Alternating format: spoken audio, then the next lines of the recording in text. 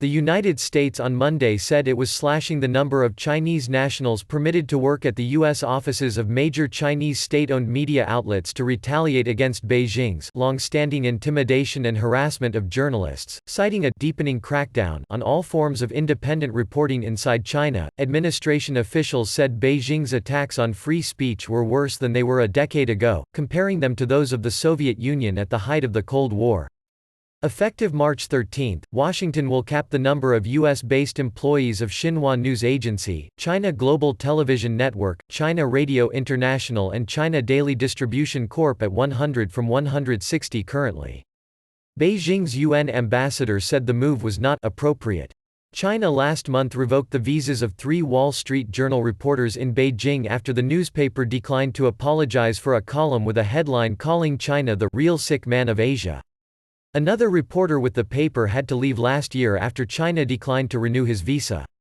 For years, the government of the People's Republic of China has imposed increasingly harsh surveillance, harassment, and intimidation against American and other foreign journalists operating in China.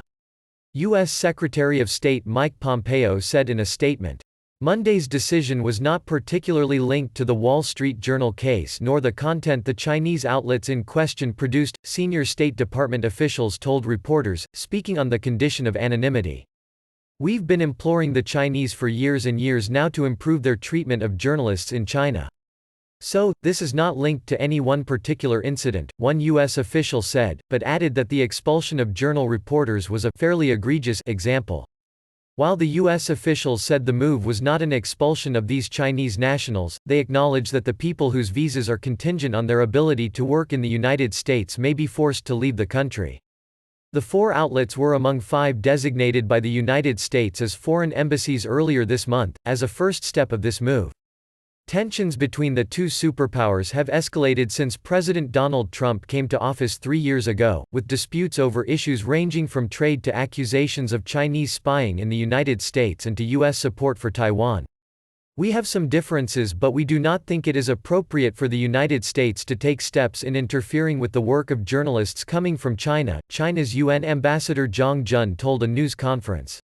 On Monday, the Foreign Correspondents Club of China said in a report that the Chinese government has weaponized visas as part of a stepped-up campaign of pressure on foreign journalists. It is our hope that this action will spur Beijing to adopt a more fair and reciprocal approach to U.S. and other foreign press in China, Pompeo said, while State Department officials said Washington was ready to take further action if Beijing retaliated. If in fact they decide to take this in a further negative direction, however, of course, all options would be on the table. I can't tell you what in particular we would do, but we'd sit down, review the circumstances and then consider all of our options, the official said.